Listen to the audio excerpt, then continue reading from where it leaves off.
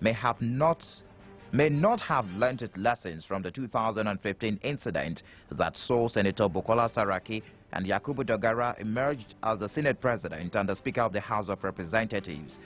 Sani said that the interest of the other APC lawmakers in the leadership positions for the 9th Assembly could result in a repeat of what happened 4 years ago.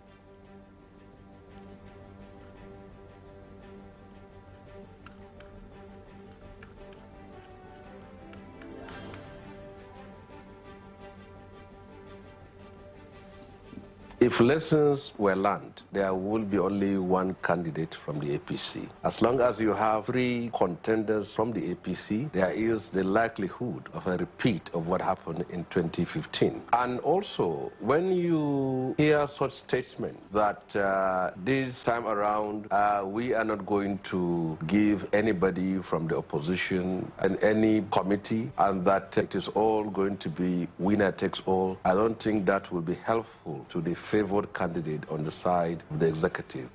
Sani's statement is coming a month after APC chairman Adams Oshiomhole said the party will not allow lawmakers of the opposition People's Democratic Party to be appointed as chairman of any committee in the next parliament. The Minister of Labour and Employment, Chris Ngige, says he's not bothered about the decision of some medical doctors who choose to leave Nigeria to practice outside the country. Speaking in Abuja, Ngige says the practice is not alien to Nigeria, as there are citizens of other countries who are working in the country as well. We have surplus in the medical profession here. I can't tell you. We have more than enough. Nothing wrong. They go out, they sharpen their skills, they earn money and send them back home here. Yes, we have earnings from them. We have foreign exchange earnings, not from oil. Those guys go there, they are better trained because of the facilities they have there. Eventually, I know some of them who have come back home with those facilities and opened up centers here. The minister maintained that there was nothing wrong in their choice to practice overseas at the detriment of Nigeria's health sector. The Incomes and Wages Commission now have to put out the circular saying that this is the national minimum wage and then work out where it touches the different grade levels of government. Meanwhile, the Nigeria Medical Association, NMA, has described as unfortunate the health minister's statement on brain drain in the medical sector. NMA President Dr. Adedayo Faduyile said Nigeria does not have enough doctors and stressed the need to ensure that the country retains its medical personnel. In fact, for us to have enough doctors to take care of all the populace in this country, if every medical school produces if the total number of the medical school in this country produces 2,000 doctors every year, it will take us another 15 years for us to be able to achieve that World Health Organization ratio of 1 to 500 or 600 doctors. The World Health Organization recommended that for optimal health care to be achieved, a country needs doctor to patient. 40,000 doctors are taking care of 200 million people in Nigeria. The federal government is reiterating its commitment to the provision of incentives to increase the output and quality of agricultural commodities to meet and surpass national requirements. The Permanent Secretary, Federal Ministry of Agriculture and Rural Development, Mohammed Bello, made this commitment at the ongoing 43rd National Council on Agriculture in Umuahia. Mohammed Bello said the ministry had strengthened the Growth Enhancement Support Scheme by validating farmers' biometric registration using tablet for redemption and providing minimum input package to farmers. The Permanent Secretary solicited the commitment and cooperation of states to agribusiness promotion, sustainable livelihood, and food security. Abia State government is assuring women of continued representation in governance and policies of the state. The governor stated this when he received the executive members of Gender Studies Association of Nigeria, who paid him a courtesy call at the government house in Umuahia. The governor, who was represented by his deputy, Ude Okochukwu, noted that his administration had already appointed women as secretaries in the 17 local government areas, in addition to appointing about 80% of women as education secretaries, as well as permanent secretaries. Former governor of Abia State and senator-elect Abia North Senatorial District, Orji Kalu, is urging the South African government to sustain the economic, political, and social ties between Nigeria and South Africa. Kalu made these remarks during a visit to the former president of South Africa, Thabo Mbeki, at his residence in Johannesburg, while acknowledging the age-long bilateral relationship living in South Africa to be good ambassadors of the country.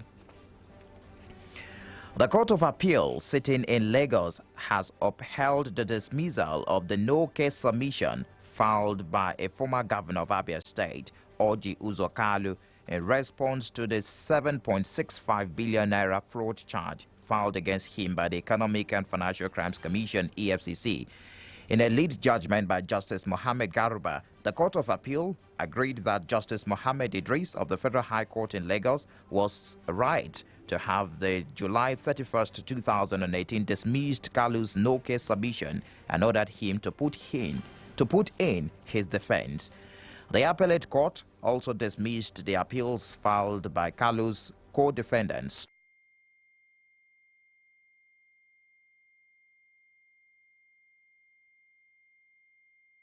that he was elevated from the Federal High Court to the Court of Appeal. In a bid to cushion the effect of the reduction of time of tricycle operations from 9 p.m. to 7 p.m. in Aba and Umuahia, Abia State government has called on private individuals and organizations to invest in the urban transport sector. Commissioner for Information, John Okiyi Kalu, who made this call in an interview with newsmen, said investing in the transport sector will also ease pressure on government. The number of vehicles involved in the operation is not enough, and that's why we are still having pockets of problems. As a longer-lasting solution, we recommend that our people put taxis and buses on the road and make money. Government should not be the one buying and deploying taxis. Let the private sector support the government by buying taxis and buses and deploying. Kalu advised property owners across the state to install security lights around their homes to aid in curbing sinister movements by criminals. The government has started the activation of all the street lights on Umuahia and Aba. We are going to deploy more street lights, especially at flash points. In Aba, we will deploy around the park, Lucioma Junction. But we need support from members of the general public. Wherever you live in Aba, just 1 or 2 street lights in front of your house will help us. He urged tricycle operators and motorists to report cases of extortion by police officers and other officials. As Nigerian workers await the implementation of 30,000 naira new minimum wage, the National Salary, Income and Wages Commission says the excuse by some state governments that the wage increase was not accommodated in their 2019 budget are not tenable. Speaking in Abuja, the Commission's chairman, Richard Obule, said the negotiation for the new wage covered a wide range of issues and predated the signing of the 2019 budget. He advised state governors to engage labor leaders on the implementation of the new minimum wage. If any state did that, that would be lack of foresight, because at the federal level, the issue of budgeting for this minimum wage was taken into consideration. And so every state and the employer must take into consideration the fact that there will be a minimum wage, and the figure was already out there. It was a question of the National Assembly passing the law. Flow News at noon continues shortly with business, foreign and sports news. Do stay tuned.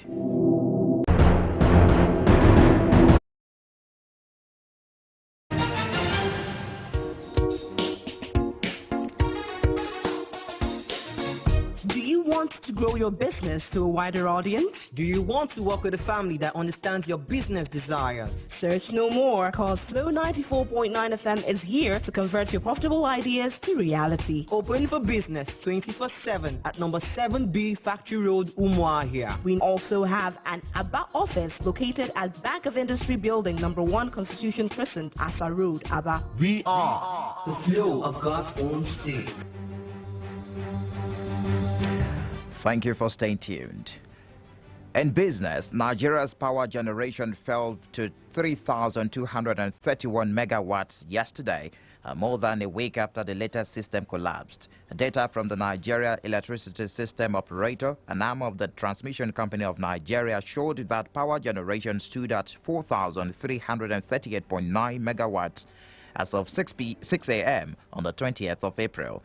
The national grid collapsed on Tuesday last week, bringing the number of system collapses recorded so far this year to 6. And on the foreign scene, North Korea Kim Jong-un and Russia's Vladimir Putin have pledged to boost ties at their first ever summit. The leaders will discuss denuclearization, but Kim is also expected to be seeking support after talks with the United States collapsed. The talks in Hanoi with the United States President Donald Trump failed to reach a deal on North Korea's nuclear program. And in sport, the rescheduled match between Bendel Insurance and Enugu Rangers was abandoned as officials failed to show up for the game scheduled for the University of Benin Sports Complex. Fans of Benin Arsenal, who arrived in their numbers, waited endlessly for match officials to come out of the dressing room for the game to commence. Speaking to newsmen in Benin,